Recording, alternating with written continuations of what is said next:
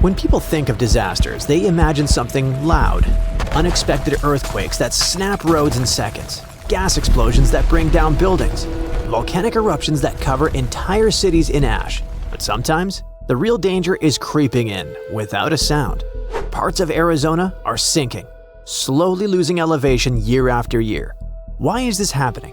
And just how much damage can something like this actually cause?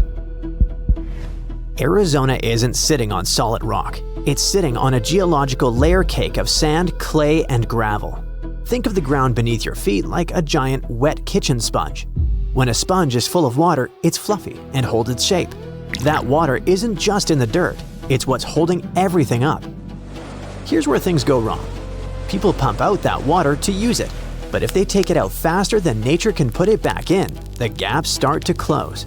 The grains get squished together by the weight of everything above, and when that happens, the ground starts losing the fight. Without the water to hold them apart, the dirt layers collapse under the weight of the world, almost literally. But once that happens, it's not like a sponge anymore. It's like a crushed soda can. You can't just blow air into a flat soda can and fix it. The structure is ruined. Once those underground layers are crushed, they stay crushed forever. Even if it rains for 40 days and 40 nights, the ground can't hold the water anymore. This is called land subsidence. It doesn't matter if water is pumped out or if rainwater rushes away too fast. If underwater pressure drops for long enough, the land starts to sink. And it's not just a one-time thing. Every year that more water is pumped out, the land sinks a little more. Over time, these changes can reshape entire towns and regions. So how do scientists notice something this subtle? From the ground, subsidence is hard to spot. The surface doesn't suddenly drop in one obvious place. Buildings don't suddenly tip over. You won't wake up one day to see your neighbor's house being a few inches lower than yours. Most of the time, everything looks normal. So to really see what's happening, scientists have to look from above, way up from space. Scientists use INSAR satellites, super precise scanners in orbit that can spot ground changes thinner than a US nickel from hundreds of miles away. Using this method, scientists tracked parts of Arizona over several years. What they found was alarming. Large areas weren't just sinking a little. Some places were dropping by inches every year. In certain regions, the total drop added up to several feet in just a short span of time. And this wasn't limited to one small spot. Entire basins were moving downward together, like a slow-motion elevator heading down. What made this even more concerning is that the sinking didn't stop during the wetter years. Even when rainfall increased and water levels rose a bit, the land kept sinking. In some places, this process actually sped up. That told scientists something important. The ground wasn't just reacting to short-term weather, it was responding to years of pressure building underground. Even from space, the pattern was impossible to miss. Wide regions glowing on satellite maps, showing steady downward motion year after year. What looked stable from the street turned out to be quietly shifting across miles of land. And once scientists could see it clearly, a bigger question emerged. What now? The surface can only take so much before it snaps. The land doesn't sink evenly. One spot drops fast, another barely moves. That pulls the surface in opposite directions. The surface tries to stretch, but eventually it snaps. And we aren't talking about sidewalk cracks. The earth literally rips open, creating jagged wounds called fissures, wide enough to split roads apart and damage paved highways. Infrastructure absolutely hates this. Roads bend, twist, and buckle. Pipes and cables buried underground are yanked out of alignment or torn apart. Canals that depend on a gentle, steady slope suddenly stop flowing the way they're supposed to. Even buildings that look fine at first start to give themselves away. Floors can tilt, doors might refuse to close, and long fractures can appear across walls. Wells are affected too. As the ground compacts, it crushes the underground rock layers like a vise. This closes off the flow, turning a working well into a dry hole. Basically, by pumping too much, we're breaking the pump. But it might get worse. These problems spread across entire basins, meaning damage can show up far from where the sinking first began. By the time surface damage becomes obvious, the underground changes that caused it may already be locked in, which means the real challenge isn't fixing the cracks you can see.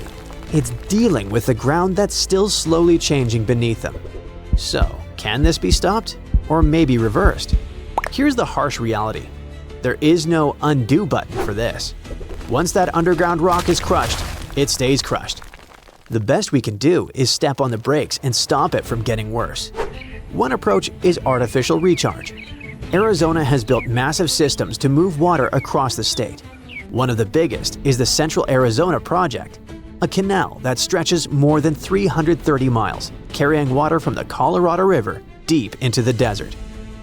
They dump massive amounts of water into giant empty fields called recharge basins, letting it seep back underground to repressurize the earth. It's not fixing the crushed sponge. That damage is done. It's more like loosening your grip so you don't crush it even more. You don't get the space back, but you can keep things from getting worse.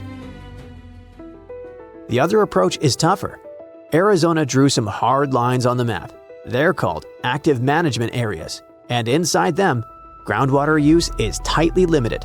You can't just drill a well anywhere and pump non-stop anymore. The goal is to stop one area from sinking so fast that it pulls everything around it down too. In places like Phoenix and Tucson, where these rules kicked in early, the sinking actually slowed down. In other parts of the state, where pumping stayed heavy and rules were looser, the ground kept dropping. Not because the idea doesn't work, but because slowing subsidence only works if pressure is eased early. Arizona is just the latest member of the Sinking Cities Club. In fact, there are far worse cases around the planet.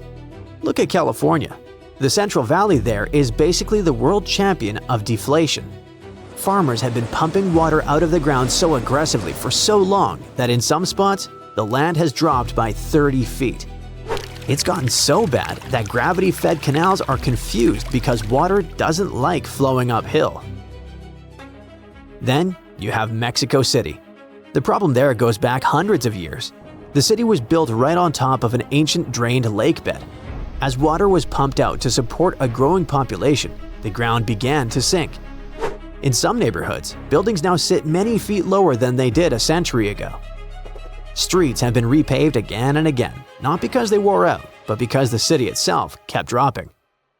It's happening all over the map, from coastal towns to big farming hubs. The ground is getting tired of holding us up.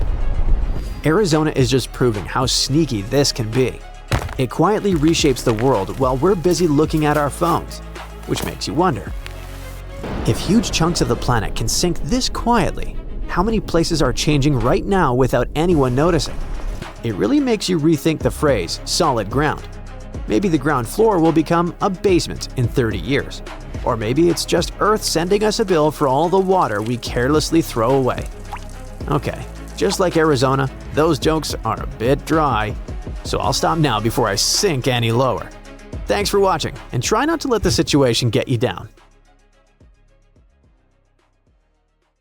While you're watching this video, pieces of continents are slowly breaking off from below and are pulled down into the oceanic mantle, a hot, mostly solid layer that moves slowly under the seafloor.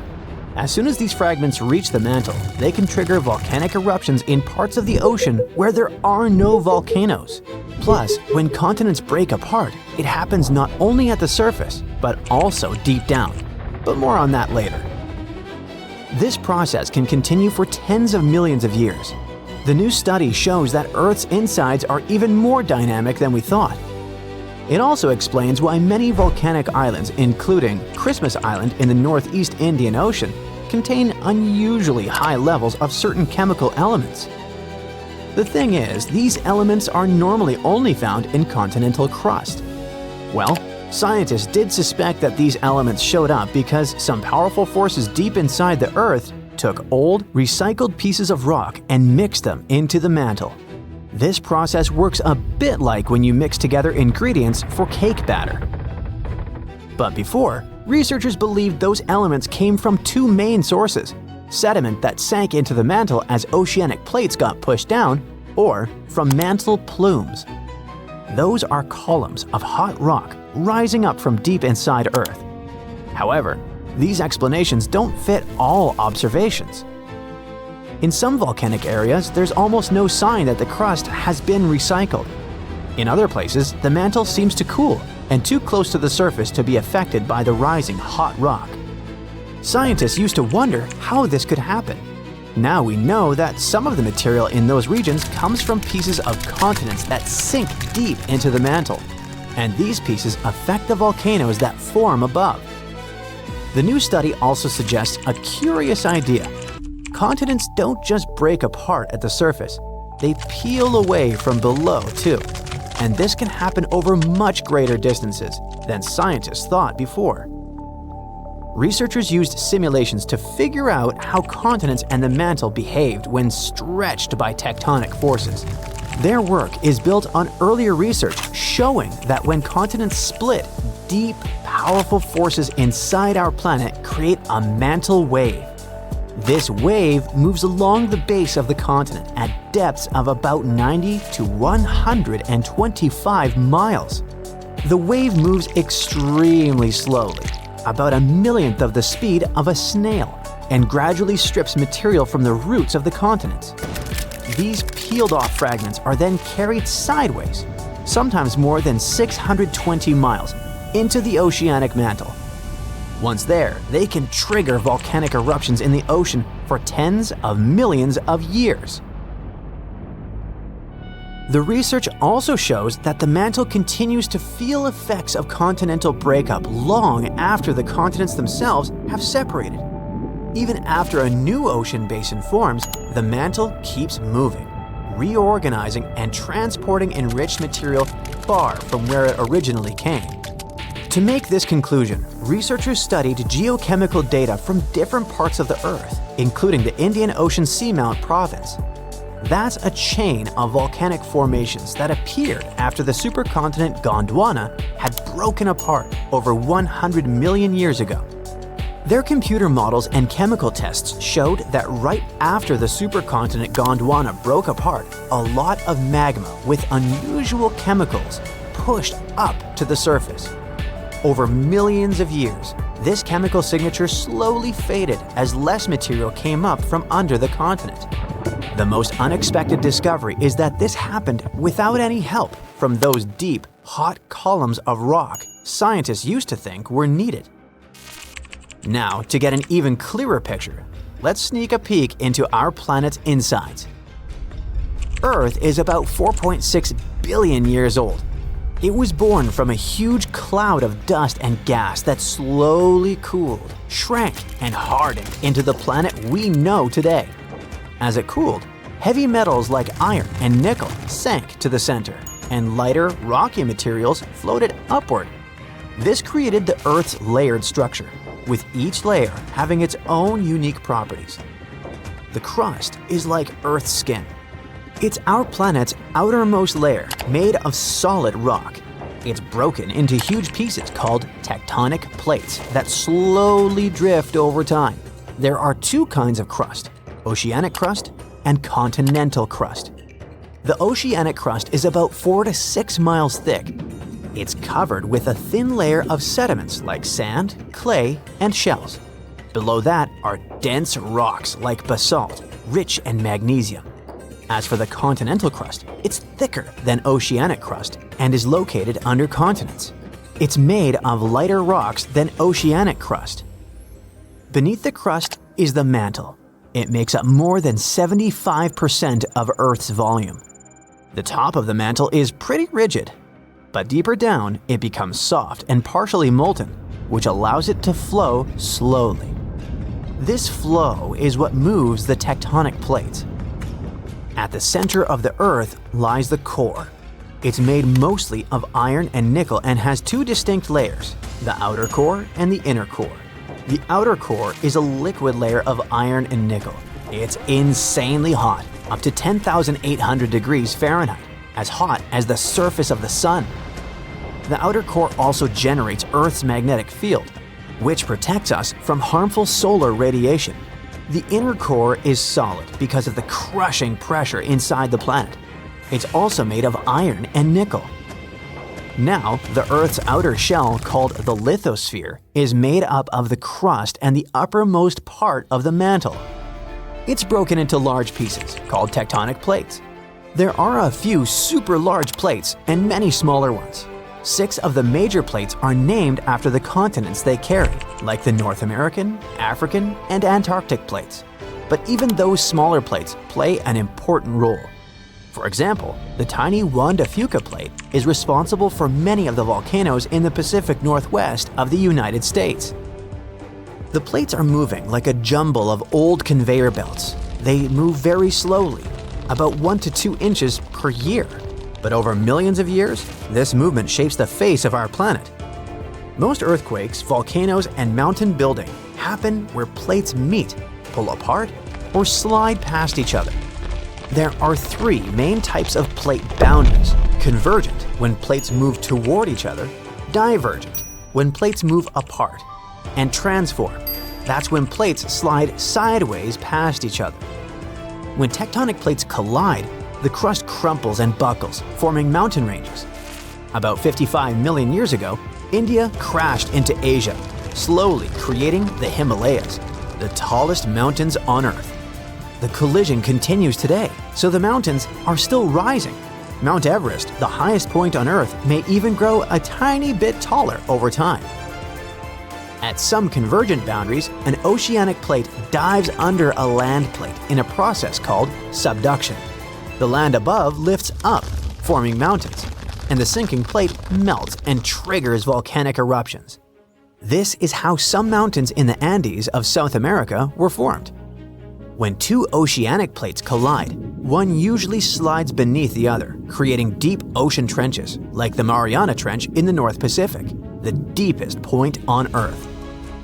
These collisions can also form underwater volcanoes that eventually rise above the ocean and turn into island chains, such as Japan. At divergent boundaries, tectonic plates move away from each other. In the oceans, magma from deep in the mantle rises to fill the gap. This creates underwater mountains and volcanoes along the seam. This process renews the ocean floor and slowly widens the ocean basins. By the way, a single mid-ocean ridge system connects all the world's oceans, making it the longest mountain range on Earth. On land, when plates pull apart, they form giant valleys, such as the Great Rift Valley in Africa. If this stretching continues over millions of years, East Africa could split off to become a new landmass. One famous example of transform boundaries is the San Andreas Fault in California. Unlike convergent or divergent boundaries, transform boundaries usually don't create mountains or oceans, but the grinding motion can cause powerful earthquakes, such as the 1906 earthquake that destroyed much of San Francisco. Phew, you can finally send that last report for the day and breathe out. The weekend is around the corner, but just when you're about to hit send, you're alarmed by the low rumbling under your desk. Is it the light rail passing by? Unfortunately, that's not the case. It's a volcano speaking. What, here? In Arizona? That's right, the ground keeps shifting under Arizona, reminding us that Earth is alive. No panic though. Let's arm ourselves with some context. 20 American states have extinct, active, and dormant, currently sleeping, volcanoes. Among such states, you can find California, New Mexico, Nevada, Utah, and Colorado. On the bright side, Arizona's volcanoes are dormant at the moment, but it doesn't mean they won't go off in the near or not so near future. Now, how about traveling to Arizona to check the traces of its active volcanic past? They dot the desert landscapes of this state like spots dot a Dalmatian. There are entire volcanic fields southwest of Phoenix, east of Douglas, near Flagstaff, north of Kingman, and near the Mexico border. The most worrying thing about these fields is that even though they're not active at the moment, eruptions in this region might happen every 1,000 years or so. Well, the time seems to be up. The last powerful and destructive volcanic eruption occurred around 1,000 years ago at the Sunset Crater. Oh, this place is worth paying more attention to. And we will, but a bit later. First, we have to talk about hotspots. No, not that place where you can surf the web. In our volcanic context, a hotspot is a place where insane amounts of heat melt the overlying crust, Earth's thin outer layer, and form volcanoes. This heat rises from the mantle, which is located between our planet's dense, superheated core and the crust.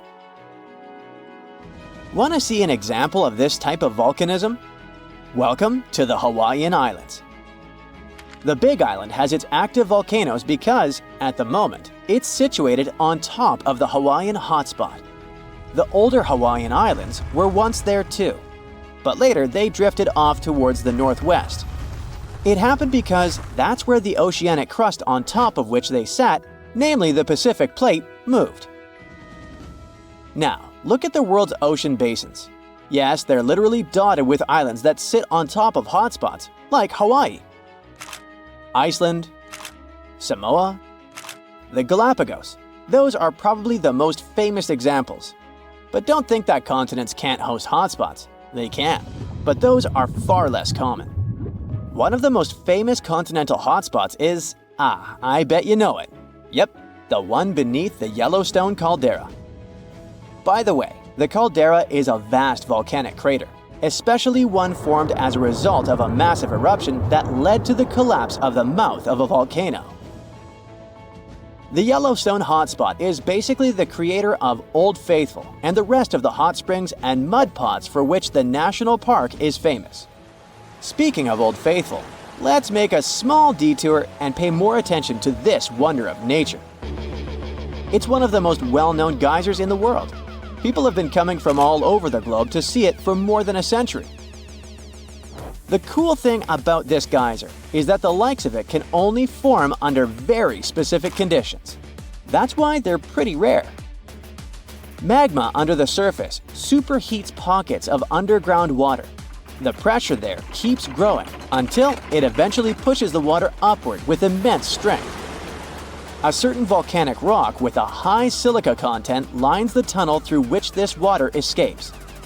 Basically, it creates a unique pipe that can withstand unbelievable pressure and heat created by the water erupting above the ground. Old Faithful was the very first named geyser in Yellowstone. If you come to visit it expecting the thing to erupt every hour on the hour, you're gonna be disappointed. On average, Old Faithful erupts every 91 minutes or so, which isn't that bad either. Plus, you can download a special app which will provide you with the approximate time of the next eruption. But be very careful while visiting and stay away from the site. The water erupting from the powerful geyser reaches 204 degrees Fahrenheit. The steam is even more scorching, up to 350 degrees Fahrenheit. It's hot enough to bake a cake. But let's get back to our volcanic hotspots. Scientists still don't clearly understand why there aren't many hotspot volcanoes on continental crust. One reason might be that the continental crust is much thicker than the oceanic crust, which is about 4 times as thick on average. Another reason could be that most of Earth's crust, about 2/3 of it, is oceanic. This means that there's less continental crust for hotspots to form under. Now, I bet those of you living in Arizona will appreciate the following info.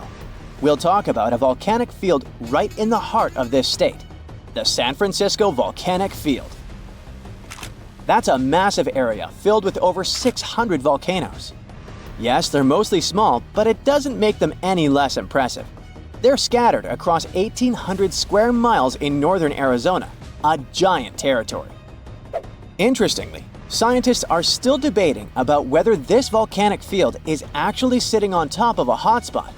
But one thing they agree upon, the volcanoes in this area get younger as you move east. And this pattern matches up with the North American plate moving west over what could be a stationary hotspot beneath the surface of our planet. Cool, huh? The volcanic hullabaloo in that area started around 6 million years ago. So, in geological terms, it's relatively young. As for the most recent eruption, it happened less than 1,000 years ago. The Sunset Crater, which I mentioned before, the one near Flagstaff, is the most famous vent from that eruption. The Sinagua people had to leave their homes at Wupatki Pueblo because of the eruption. That site is now part of the Wupatki National Monument. There, you can see how people lived in this volcanic region many years ago. If you go to explore this area, you'll notice that most of the volcanoes there are basalt cinder cones, small and steep. The Colorado Plateau has quite dry weather conditions. That's why the volcanoes haven't worn down much. Some of the best examples of those cones, like this one, called the SP crater, still look like they appeared yesterday. But look around. It's not just cinder cones. The San Francisco volcanic field also has a stratovolcano, as well as some lava domes that formed from volcanic rocks with more silica than basalt you can find in places like Hawaii. It means they're thicker and don't flow as easily. Anyway, the stratovolcano is going to be one of the most epic sights you'll come across while exploring this volcanic field. Well, not the stratovolcano itself, but the San Francisco peaks, the remains of that giant formation. They stand tall at more than 12,600 feet. That's 4.5 Burj Khalifas placed on top of one another. It makes the peaks some of the biggest landmarks in northern Arizona. They're not only stunning, but also sacred to the Native American people who have lived in the area for many generations. Now, unlike those super active volcanoes in Hawaii, the San Francisco volcanic field takes its time, thousands of years between eruptions. But you shouldn't relax just yet. Geologists say another eruption is likely to happen one day. It will probably occur in the remote eastern part of the field, away from big towns. Phew! And if that next eruption is anything like the one that formed Sunset Crater, it would be quite the show. Lava fountains and rivers of lava flowing. At the same time, the next eruption might not happen for centuries, maybe even millennia. Until then, the San Francisco volcanic field will remain a hidden gem of volcanic history, waiting for its next fiery performance. Alert! Alert! Leave all your things behind and find safety immediately. The southern continent has just erupted. This is not a drill. You see people running around, screaming their heads out. Cars bumping into each other. The whole nation is in panic. You're on the southern coast of Australia, but the sky is black and it stretches further than your eye can see. Your friend in southern India calls you and says the same thing. There's ash in the sky and it's raining down on you. You hear rumbling in the distance, and it isn't even your stomach to blame. Everyone starts running inland. The black clouds swallow up everything in sight. Cars, trees, buildings. You're unable to see anything in front of you. Everyone's confused and scared. A tsunami breaches the shores, covering everything in its path. This is the Great Antarctic Eruption. Antarctica is that big continental desert covered in ice. In fact, it's technically the largest desert in the world. It's also covered with a whole lot of volcanoes, just chilling around. Scientists discovered that there are 138 volcanoes in Antarctica, 91 of which are hidden beneath the icy surface, and 47 on top. And there might even be more. But most of these volcanoes are dormant. And for a volcano to be dormant, it has to be fast asleep for the last 50,000 years. The last volcano eruption was Mount Erebus in the western part of the continent. It's the most active volcano in the south side of the world and is roughly 12,500 feet above sea level. That's as high as stacking the Burj Khalifa on top of itself 5 times. There's a whole bunch of these volcanoes stretched across the entire continent. In the most concentrated region, the volcanoes spread the distance equivalent to that between Canada and Mexico. And that's not even all of them. Scientists have warned that if any of these interior ice-contained volcanoes were to erupt, they'd melt the western Antarctic part of the land and increase the spill of ice into the ocean. It would raise the sea level and flood many endangered lands that are already at risk. And that's not mentioning the tectonic plates shifting underneath the surface, which allows some of the magma to squeeze its way to some surfaces. It's scary enough to expect what would happen if a huge volcano erupted. But what would happen if all the volcanoes in the Antarctic continent erupted at the same time? If you were one of those scientists on a boat on their way to conduct some experiments, you would begin to feel unease. You'd notice the water carrying a bit more of the current than usual. You look at your fellow scientists, and they too have the same look on their faces. As you land at the shore and take out all your tools and equipment, things don't seem normal. But the work has to be done. You head to the base and settle in. Business as usual. In the barren land, you see some emperor penguins waddling around, hunting, playing, and doing penguin stuff. But as you look around, you notice that the penguins all suddenly head to the ocean, and many of the wild Antarctic birds also begin flying towards the horizon. Weird. Then the ground starts shaking, and behind you appears a tower of smoke reaching to the sky. The ashes from a volcano can be very harmful for anyone with lung conditions, and even healthy people. The gases that come with it are usually blown away quickly, but are also harmful to humans and cause irritation to the eyes and throat. But if you're nearby, you may need a gas mask, or better yet, evacuate! The gases and ashes are the most dangerous part of a volcanic eruption. Even though the lava spewing and explosion may seem scary, the smoke in the sky can spread far away and even halt planes flying around. You look to your fellow scientists and they signal to you that it's time to go. Make like the penguins and swim off. But the waters are extremely rough and the rumblings getting louder and louder.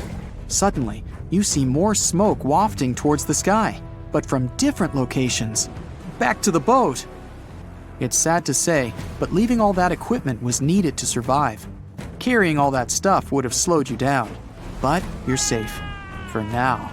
Looking behind you, you see a dark smoke screen covering every corner of the continent. Volcanoes have different types of eruptions. It's not just the shooting out lava into the sky scenario. They can range from aggressive to calm. Some spew out lava and some don't. This all depends on the environment, the number of gases contained, or if there's any groundwater present, and even the chemistry of the magma. So, chances are you'd be seeing all various types of explosions around you. You're out of Antarctica's mainland, but it's surrounded by lagoons and giant ice caps all around. You're doing your best to maneuver around them. But the ash is falling down all around. The sky is dark as the smoke blocks out the sun. Volcanic ash comes in all sizes and can cause different damage, from as little as lung and eye irritation to smothering vegetation and crops. And that's just the thing. More often than not, these volcanic ashes are extremely thick. They can even collapse the roofing of some buildings if a lot of ash is accumulated. Not to mention blocking roads and compromising aquatic life. And that flash in the sky isn't your imagination. Ash clouds in the sky are so powerful that they create electrical fields that can create lightning storms. And these bad boys can interfere with radio signals and even start fires. Also, these clouds are extremely hot on their own. As if that lava flow isn't enough to start any fires. Oh well. But there are some volcanoes that are explosive, and along with the ashes flying around, there are flying rocks. This overheated rubble comes striking down like meteoroids from the sky and can be pretty dangerous. You see the rocks hit the surrounding ice caps and water around you. As you reach a somewhat safe zone, you see the volcanoes all nicely lined up behind you, spewing all that thick red gooey fire. But the water tide isn't exactly peaceful. Volcanoes near oceans and seas can even cause tsunamis. Great. Submarine earthquakes shake the ocean bottom and produce large, powerful waves. And don't even think about surfing on them. If there are volcanoes spitting out red-hot lava, then why hasn't all the ice in Antarctica melted? The answer lies beneath the Earth's surface. Tectonic plates barely move underneath there. It's pretty safe to say they're stable. So for such a large piece of land, the coldest continent on Earth, the few active volcanoes are insufficient to melt all the ice. The real reason why the ice is melting and water levels are rising is the warm ocean current around Antarctica. But this time, they're all erupting at the same time. With the volcanoes discovered, who knows how many are left underground, covered in ice? And that's the scary part. Some of these volcanoes are hidden so deep beneath the icy surface that they now heat up from the lava spewing out. The ice begins to destabilize everything around. The ice on the ridges begins cracking open little by little. Like giant cans of soda bursting open, lava shoots from the snowy depths, causing enormous cracks in the ground. And then, magma finds its way to the party. This uninvited guest will begin to melt the surroundings, causing the ground to destabilize even more. Slowly but surely, the ice around Antarctica will melt. And if all the ice is melted, the Earth's sea level would rise by around 230 feet. That means coastal cities would be submerged underwater. The ocean currents would be flipped around, and hurricanes and typhoons would not want to take a break. Marine life would be in danger, and many small islands would completely disappear. And not to mention the smoke in the air that would travel around the world, halting many flights in the southern region. And if the winds were strong enough, the whole world. The economies would flop, and a worldwide panic would begin. Health emergencies all year round. Yeah, a real nice picture.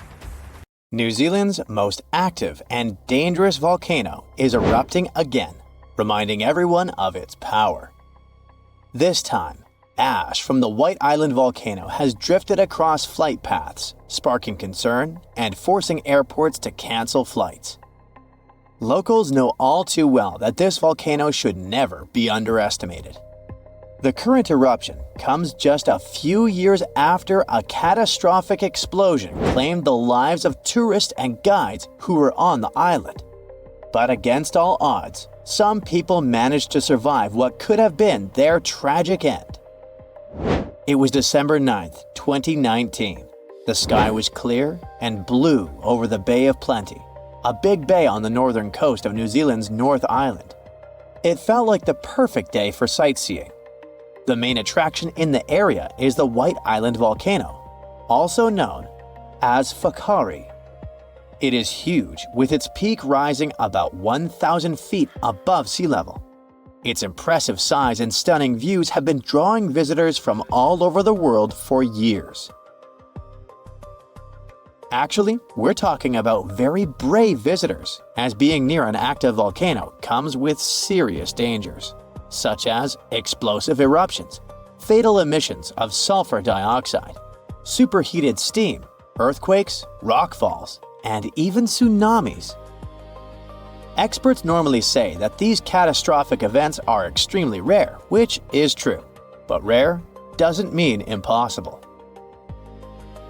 On that doomed day, 47 people were having the best time exploring the island. Little did they know that everything was about to change at exactly 2:11 that afternoon when the volcano erupted. A fisherman who was out at sea near the volcano described it as a huge explosion going off, forming a mushroom cloud as it expanded. Photos taken from a distance and satellite images show that a thick white cloud filled the sky a couple of moments after the eruption. Authorities then issued an alert about a moderate volcanic eruption, warning people living near the volcano to stay inside and close their windows and doors to prevent ash from coming in. But the authorities' nightmare truly began when they checked cameras on the island and saw what appeared to be people going inside the crater just 1 minute before the eruption. Right at that moment, they knew they had to launch an urgent rescue operation. Time was running out, and every second counted. The people were in serious danger. 7 rescue helicopters were sent to the scene with paramedics on board. They managed to find the first survivors, and 7 of them were seriously hurt. At around 5 in the morning the next day, officials announced that 23 people had been rescued from the island. They knew more people were still trapped there, but rescue teams could not communicate with any of them. And there was something even more worrying in the back of their minds: the risk and fear that a second eruption might happen at any moment. Recovery efforts during that week were really challenging due to ongoing seismic and volcanic activity. Heavy rain, low visibility, and toxic gases made things even tougher for the teams on the ground. Unfortunately, 22 people lost their lives in this tragedy, either due to the explosion or from their injuries. Those who survived tell heroic stories about that day. One of the survivors was from Sydney and was only 19 years old when he went on a family trip to New Zealand. The itinerary included a visit to the famous White Island volcano. He said that his tour group, including his family members, was caught in a relatively flat and open area on their walk down from the crater when the volcano erupted. Then he was thrown over a mound by the force of the eruption before curling up in the fetal position, covering his head with his hands. He felt like he was being hammered by a sandstorm, like in movies where characters can't see a few feet in front of them. Once the eruption clouds lifted, the island returned to the clear day it had been before, except everything was covered in gray ash. That was when he saw his father struggling to breathe. He remembers spending about 20 minutes thinking about what he could do, even though he was feeling unbearable pain. With hope of survival, he gathered all his strength to get up and seek help. Eventually, he managed to reach the pier where he was rescued and taken to a hospital. He spent 8 days in intensive care and, like a hero, managed to survive. Unfortunately, he never saw his family again. Along with other survivors, this young man was one of those who sought justice after the incident. According to him, he wasn't given any indication of dangers before going on the trip, and only had a short safety briefing that day with no emergency plans in place. This brings us to an important question regarding this tragedy. How could no one have predicted what was going to happen? Were they all really caught by surprise? To answer these questions, we need to understand a bit about the nature of volcanoes and how they behave. So, New Zealand is situated on 2 tectonic plates. These plates are always moving very slowly, and what happens there, specifically, is that the Pacific Plate slides under the Indo-Australian Plate. The problem is that when this subduction or sliding process happens, it can create deep trenches. As the edge of the denser plate moves down, the pressure and temperature around it go up. This causes changes in the plate that melt the rock above it, and that melted rock can rise and come through a volcano. This geological process has helped shape the beauty of New Zealand with its rugged terrain and stunning mountain landscape, but it can also be destructive. There are several active volcanoes in the country, and White Island is just one of them. Eruptions like the one that happened in 2019 have been occurring for tens of millions of years. White Island volcano is a stratovolcano, which means it has that classic cone shape like Stromboli in the Mediterranean or Mount St. Helens in Washington. It's also part of the Ring of Fire, a region filled with volcanoes that surrounds the Pacific Ocean. What makes this area so dangerous is the molten rock or magma hiding underneath these volcanoes. This magma is usually thick and filled with gas, which can lead to powerful and explosive eruptions. According to specialists, the eruption on White Island was likely a steam eruption. Stratovolcanoes often have many cracks that let water in. When this water meets hot magma, it turns into superheated steam that usually escapes through vents. If these vents get blocked, pressure builds up, which can lead to an explosive eruption that blasts steam, hot ash, and rock into the air. The thing with steam eruptions is that they're considered relatively small eruptions, but still fatal if you get too close. And it's precisely because they're small that they become very hard to predict. They can strike without warning, catching everyone off guard and turning a seemingly calm day into a life-threatening situation in an instant. So, about that day in 2019. Yep, the volcano really surprised the tourists and their guides, but we need to clarify one thing. About a month earlier, experts did notice an increase in toxic sulfur dioxide coming from the volcano.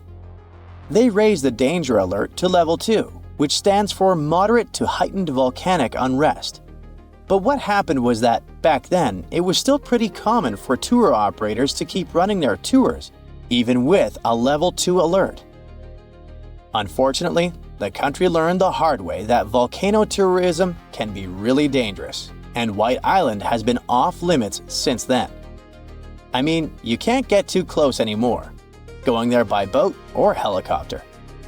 But for those with a taste for adventure, scenic flights are still an option, allowing you to catch a glimpse of the volcano from a safe distance. Ooh, mysterious mountain ranges hidden under thousands of tons of ice. Bizarre, transparent creatures with see-through skin, singing snow plains. Antarctica has its own terrifying secrets.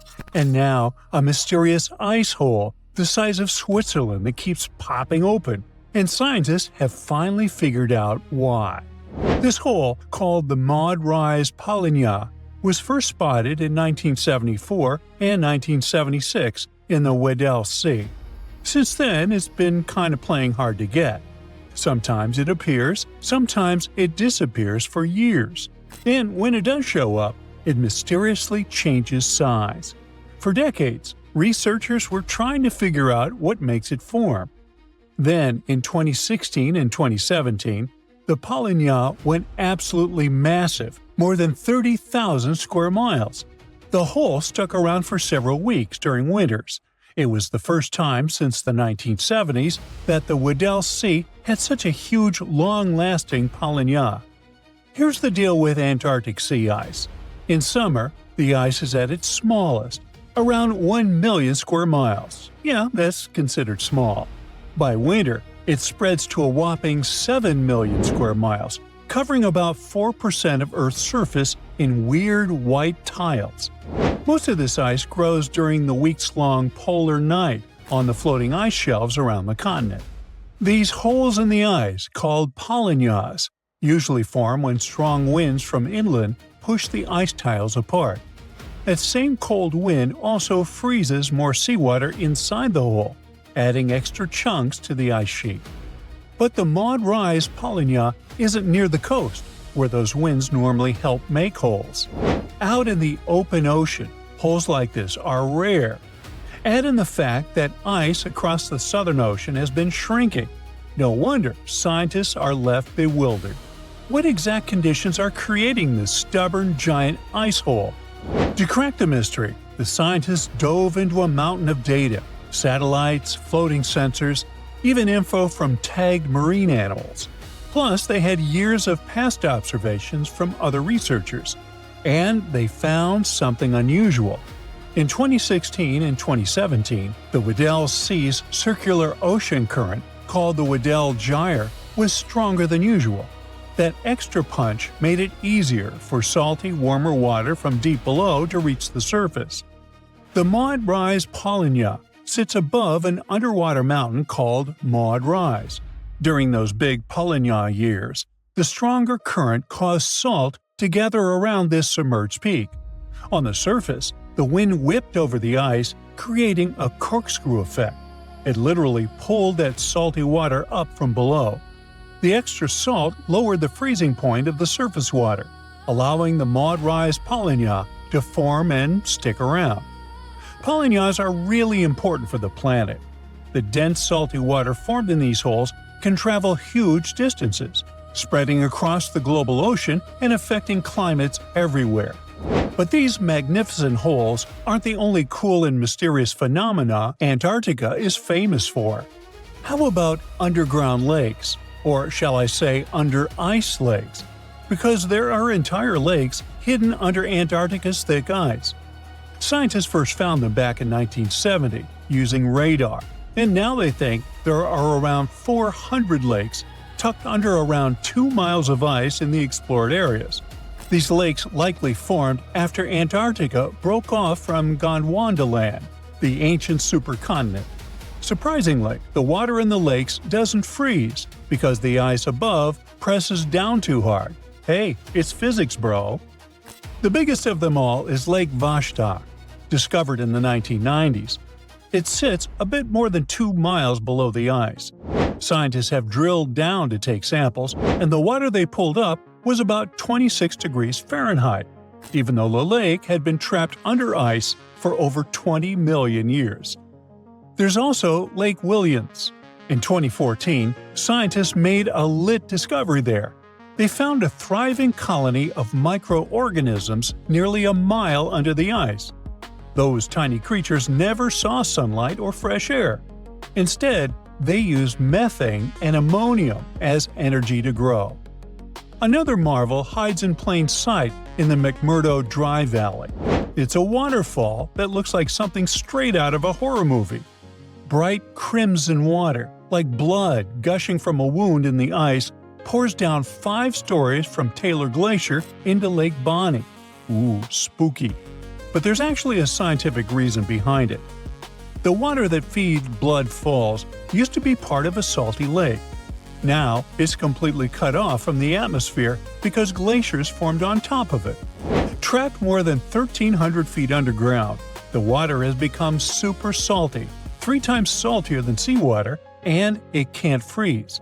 This underground water is also packed with iron and completely lacks oxygen and sunlight. When it slowly seeps through a crack in the glacier and hits the open air, the iron oxidizes, basically rusts, and turns the water that eerie dark red. With such creepy landscapes, Antarctica might look like a frozen wasteland, freezing cold, almost no rain, and winds that could knock you off your feet. The coldest Earth's temperatures ever was recorded there, minus 128.6 degrees Fahrenheit. And still, Antarctica is actually home to some seriously bizarre wildlife. For the longest time, scientists thought nothing could survive under all that ice. Turns out, they were very wrong. There are all sorts of creatures that have adapted to the brutal environment.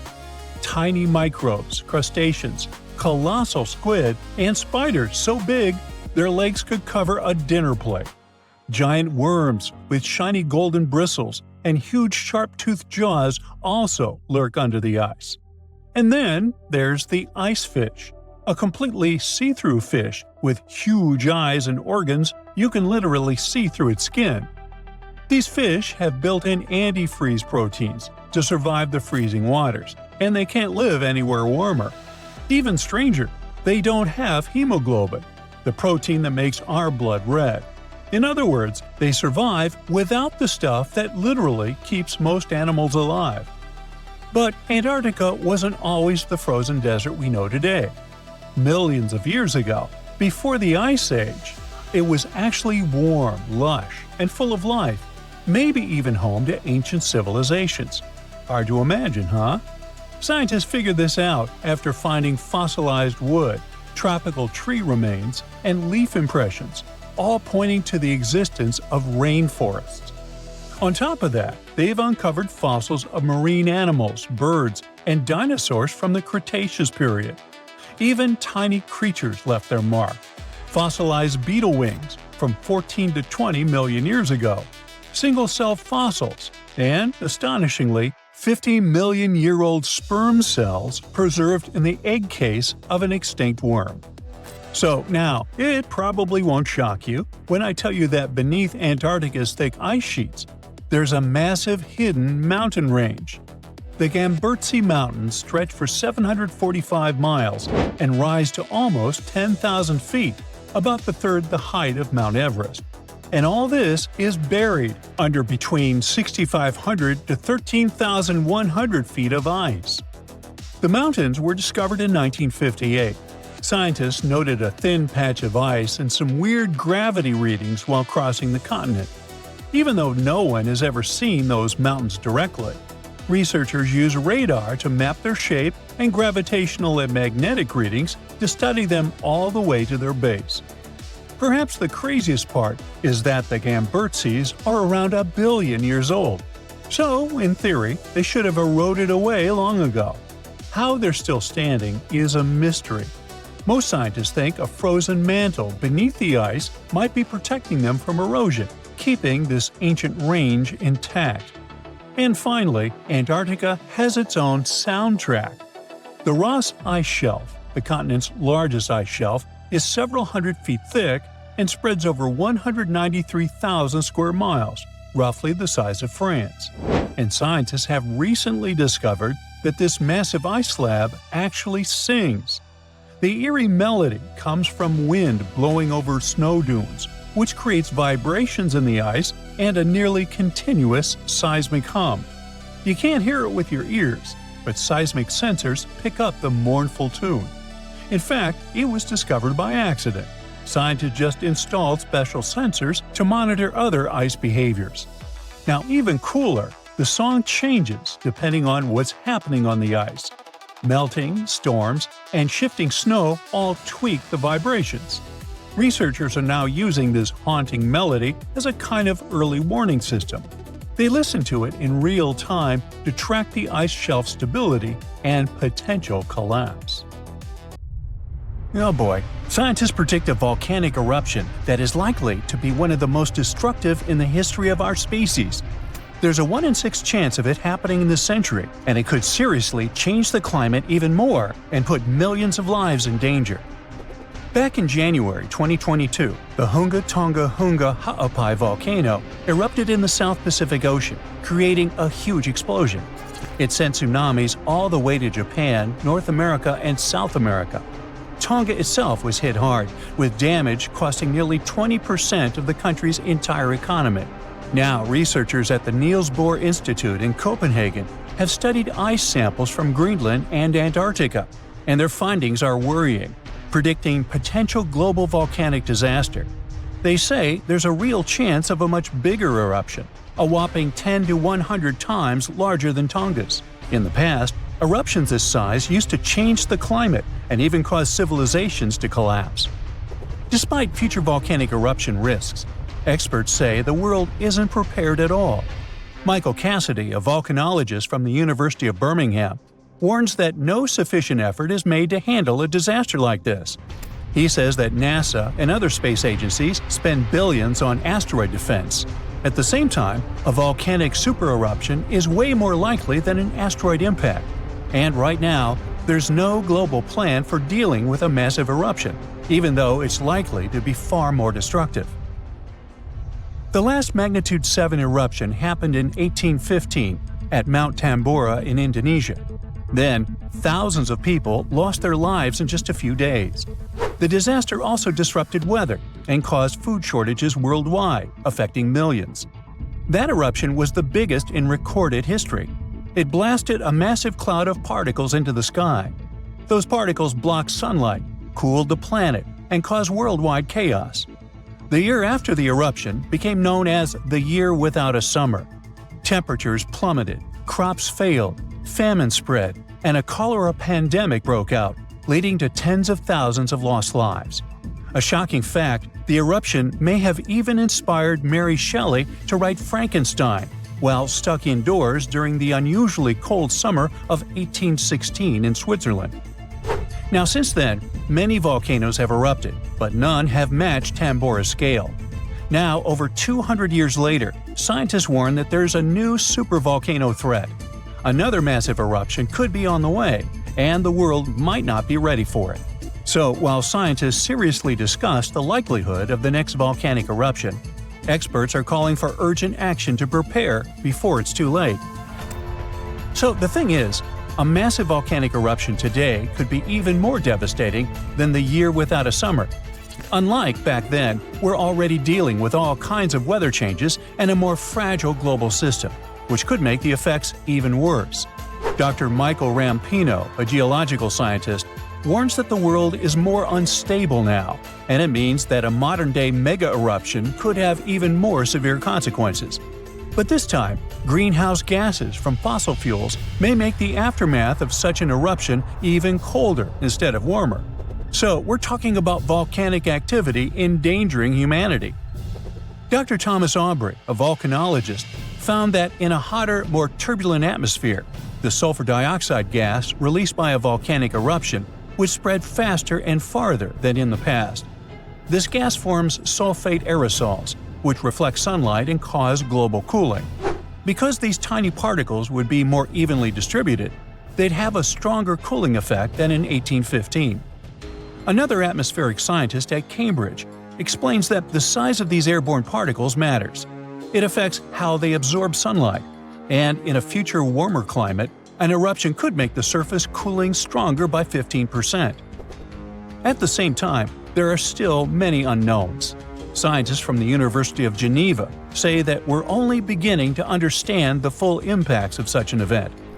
It's also difficult to precisely estimate future volcanic eruption risks, since we have very little data on older eruptions. So, to understand past volcanic activity, researchers analyze ice cores from Greenland and Antarctica, as well as ancient tree rings. Those act as historical records of weather changes. These measurements suggest that several eruptions in the past few thousand years temporarily cooled the planet by about 2 to 2.5 degrees Fahrenheit. One of the most catastrophic examples is the 1257 Somalus eruption in Indonesia, which was so powerful that it likely triggered the Little Ice Age. It was a period of global cooling that lasted for hundreds of years. More recently, the 1991 Mount Pinatubo eruption in the Philippines slightly cooled Earth for a few years. Because this eruption happened in the satellite era, scientists were able to measure exactly how much sulfur dioxide was released and how it affected the atmosphere. But even with modern tools like satellites and seismic instruments, scientists still have difficult times forecasting the next big volcanic eruption. Luckily, even though we can't predict the exact timing, we can study worst-case scenarios to help authorities prepare. This includes creating evacuation plans and stockpiling food in case of global crop failures caused by volcanic cooling. The changes in weather patterns might make volcanoes more active. Melting glaciers can reduce pressure on underground magma, which will increase the chances of an eruption. Plus, more extreme rainfall, which is becoming more and more common, can seep into volcanic cracks and cause powerful steam-driven explosions. It can affect both active and dormant volcanoes. Because of these risks, researchers are now mapping volcanoes that are the most vulnerable to climate change. Their studies show that the highest supervolcano threat comes from such areas as Iceland, Chile, and Indonesia. Those are places where glaciers are melting quickly or rainfall is increasing dramatically. A 2022 study found that 716 volcanoes worldwide, that's about 58% of all known active above-ground volcanoes, could be triggered by extreme rainfall, increasing the likelihood of another mini ice age. Now let's get back to that Hunga Tonga Hunga Ha'apai eruption that occurred on January 15, 2022. Scientists have confirmed that it created the highest plume ever recorded. The volcano, located underwater in the South Pacific, sent an ash cloud 187,000 feet high. That's higher than any previously recorded eruption. What makes this eruption even more remarkable is that it was the first to ever reach the mesosphere. It's the third layer of Earth's atmosphere. The mesosphere begins at about 160,000 feet above Earth, where meteors start burning up and creating shooting stars. To measure the plume's height, researchers from the University of Oxford and RAL Space used data from 3 geostationary weather satellites. Before this, the record for the highest volcanic plume was held by Mount Pinatubo's 1991 eruption in the Philippines, which reached 131,000 feet high. Interestingly, this kind of measurement was only possible thanks to modern satellite technology, and a decade ago, no one would have been able to do this. Another volcano we should mention in relation to a potential global volcanic disaster is located on Iceland's Reykjanes Peninsula. Its latest eruption happened in November of 2024, leading to evacuations in nearby areas. The eruption began just after 11 p.m. with little warning. The volcano released orange lava from a nearly 2-mile-long fissure. Authorities ordered evacuations for about 50 homes and guests staying at the Blue Lagoon Spa Resort, a popular tourist destination southwest of Reykjavik. While air travel was not affected, officials still warned of potentially dangerous gas emissions spreading across parts of the peninsula, including the nearby town of Grindavik. Grindavik, home to 3,800 residents, has repeatedly witnessed volcanic activity, and past eruptions even damaged its infrastructure and forced evacuations. For example, in August 2024, a 2.5-mile-long crack opened at the Sunthun Kangigar crater near Grindavik. It led authorities declaring a state of emergency as lava flowed in multiple directions. Fortunately, Iceland's meteorological office reported that the latest eruption was significantly smaller than the one in August. Geophysics experts conducted aerial surveys and figured out that the situation appeared less intense than the previous eruptions. These days, Grindavik is not at risk, but the possibility of further developments cannot be ruled out. Scientists predict more volcanic eruptions. Frankenstein, unreasonably cold weather, and tons of lava. What do these things have in common? They all trace their origins back to Mount Tambora. This volcano in Indonesia had such a massive impact that the aftermath could be felt in Switzerland even a year later. And these spots are thousands of miles apart. Soon, we might be facing something similar again. Stick around, because I'm about to reveal the exact spot where the next eruption is expected to happen in 2025. Back in 1815, Mount Tambora erupted with unprecedented force, sending a colossal cloud of fine particles into the atmosphere. This cloud reflected sunlight, leading to global cooling and even the year without a summer in 1816. Temperatures plummeted, crops failed, and families worldwide faced food shortages, compounded by various health issues. Fun fact: Frankenstein appeared because of abnormally cold weather in the summer of 1816. The author got stuck indoors in Switzerland and wrote this story to pass the time. But that is the only positive aftermath. In England and Ireland, people struggled to find food. The crops were too bad that year, and this year without summer cost them lives, all because of the eruption in Indonesia. While many other volcanoes have erupted since then, none have had consequences as dramatic as Tambora. However, climate professor Marcus Stoffel from the University of Geneva believes potential serious eruptions aren't just a matter of luck, it's only a matter of time. So it's up to us. We can sit back and wait for the inevitable, or we can start preparing today.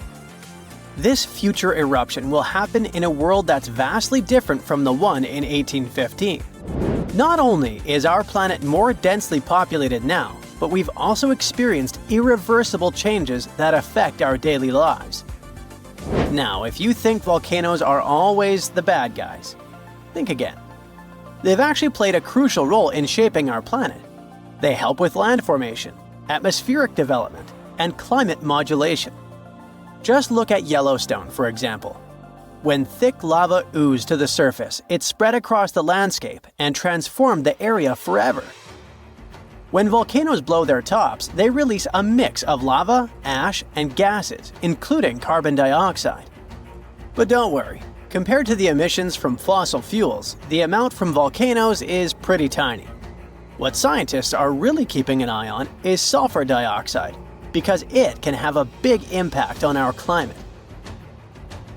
When a major volcanic eruption happens, it can send sulfur dioxide soaring into the stratosphere, which is about 7 miles up in the atmosphere.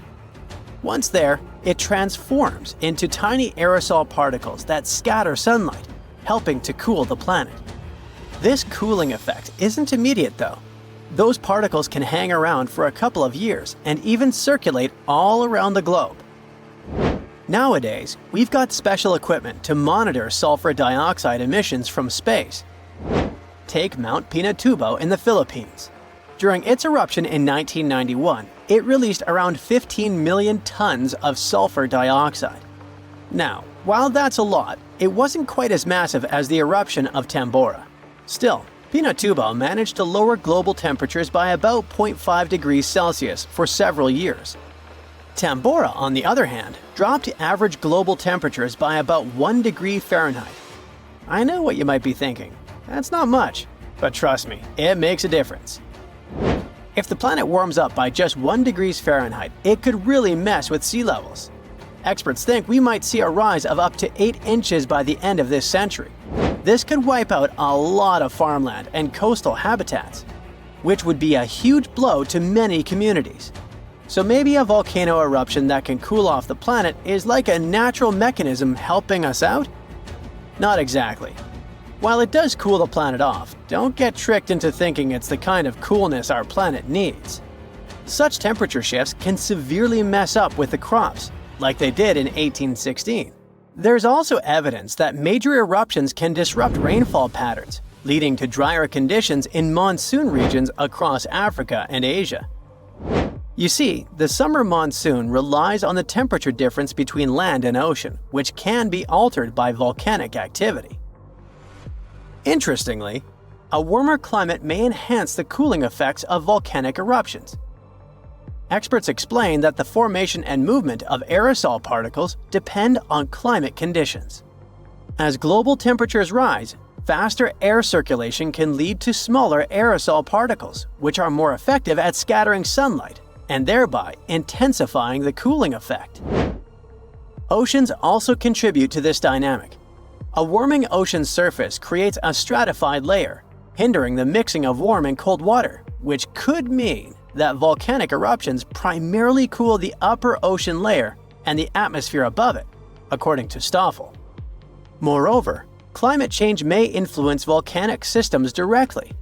The melting of ice can trigger more eruptions by reducing the pressure that allows magma to ascend more easily. Additionally, increased rainfall associated with climate change can seep into the ground and interact with magma, potentially sparking eruptions. While the prospect of a cooling period due to a volcanic eruption might seem beneficial amid climate change, scientists warn that the effects could be dire. The immediate consequences could be severe, particularly for the estimated 800 million individuals residing near active volcanoes. A major eruption could devastate entire cities. For example, Campi Flegrei, located near Naples, Italy, is showing signs of increased activity and threatens the lives of about 1 million people. Now, if you're from Oregon, beware, as experts say this state might experience volcano eruptions. Are you scared? Don't be. It's actually not as scary as it seems. Let me explain why. There are more than 80 volcanoes in Oregon, but we're not interested in a single one of them because it's an underwater volcano that is likely to erupt in 2025. Axial Seamount is the most active volcano in the Pacific Northwest, yet it remains largely unknown to the public due to its location approximately 300 miles offshore and nearly a mile beneath the ocean surface. While its upcoming eruption is expected to pose no threat of a tsunami or significant land-based earthquakes because of its depth and distance from the Cascadia Fault, the data gathered from studying its eruptions can enhance our monitoring of potentially more hazardous volcanoes. Let's call it a friendly eruption, shall we? In reality, predicting eruptions is a complex endeavor. We often encounter alarming headlines, such as, "Yellowstone is about to erupt."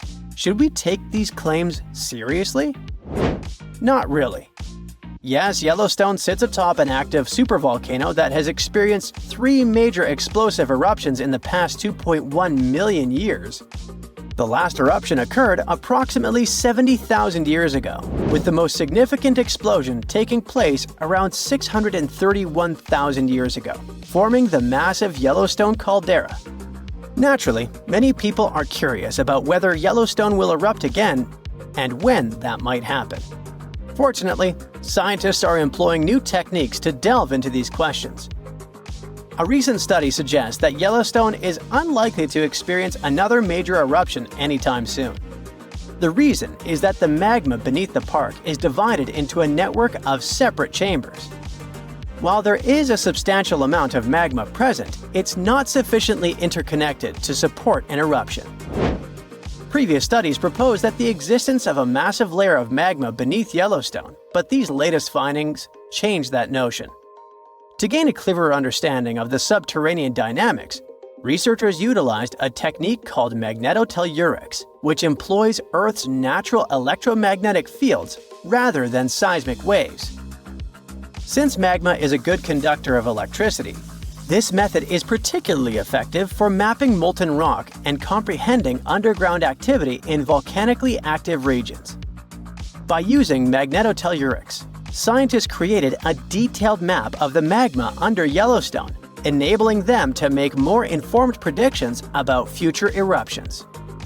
But what will happen if an eruption similar to Mount Tambora occurs? By and large, there will be huge climate chaos. Yeah, the best scientists are looking for the solution should it really happen, but they don't have it yet. So technically, we're not ready for the second Mount Tambora. But for now, we're pretty much safe. No major eruptions are predicted. Whew! These ominous rumbling sounds, the ground shaking under your feet. Wait a minute, that's my tummy. Or it might be Washington State's Mount Adams waking up. It's the largest volcano in the state by both area and volume, and it's recently started to show signs of life after staying silent for thousands of years. Scientists have noticed an alarming uptick in seismic activity around the mountain.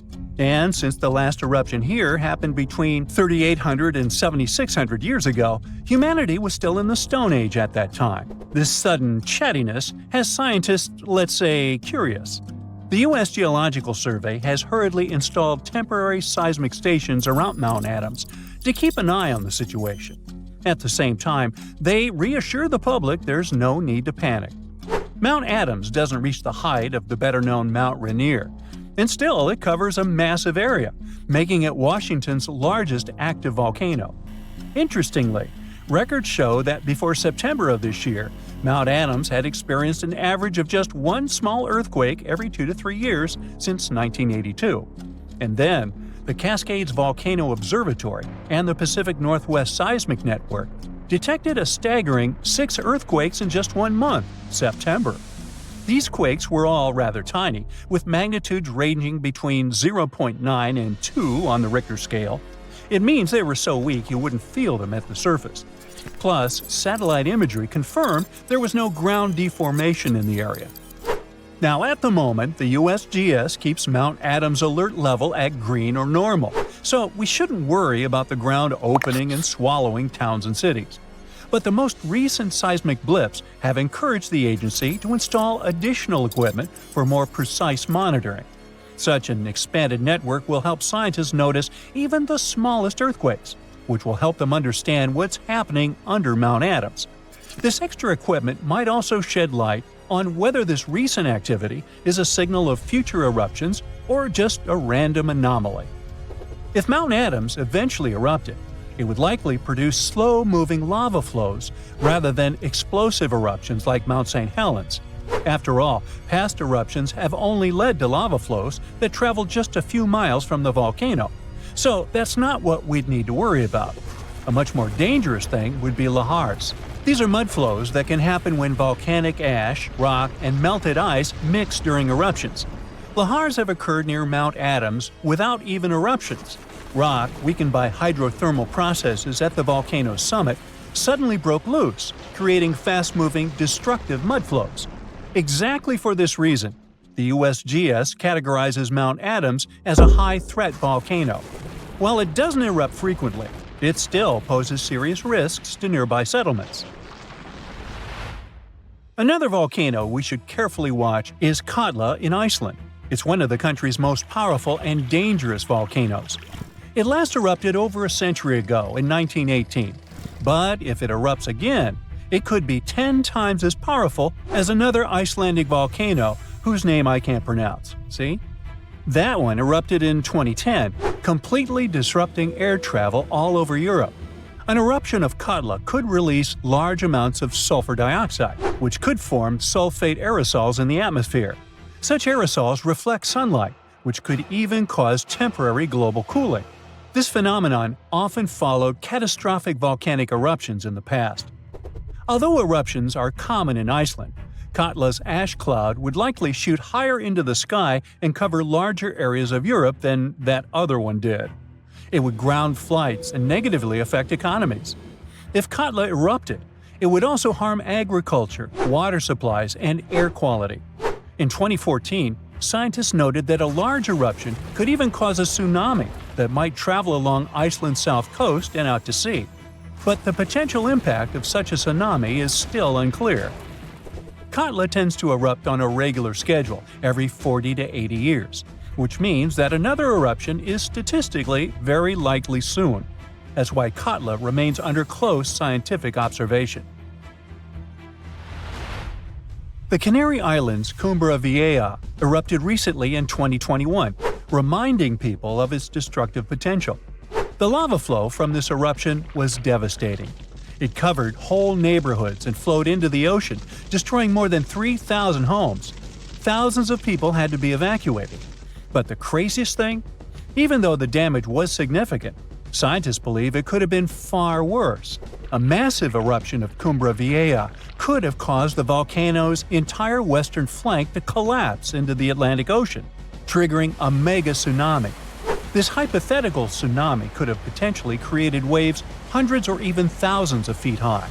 They could have flooded coastlines around the Atlantic basin, including parts of the US and Europe. Luckily, recent studies claim that a collapse of that scale is unlikely. But even though the chance of a mega tsunami is low, scientists still think it's wise to prepare for possible eruptions because there's a chance of extensive damage. The lava flows that occur at this volcano tend to be extensive and dangerous to both human life and the infrastructure on the island.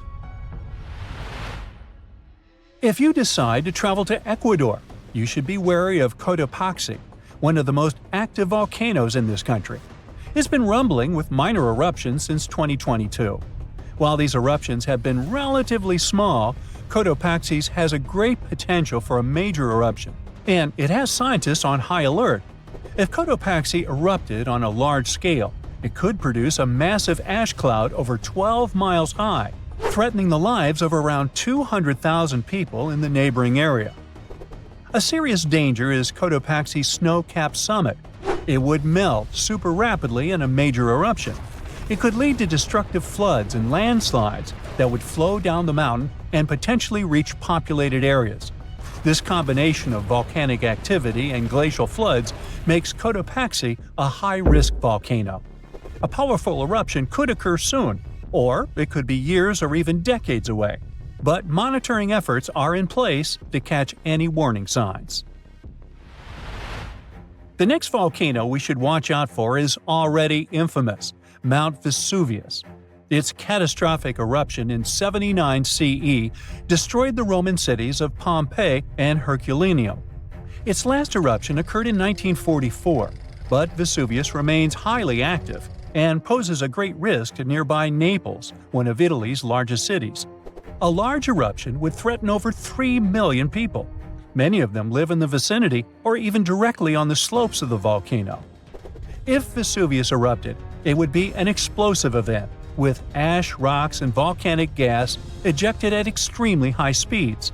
And even though such a destructive event isn't expected for a few hundred years, Vesuvius remains one of the world's most closely watched volcanoes. After all, it has a real potential to cause catastrophic damage in a densely populated area.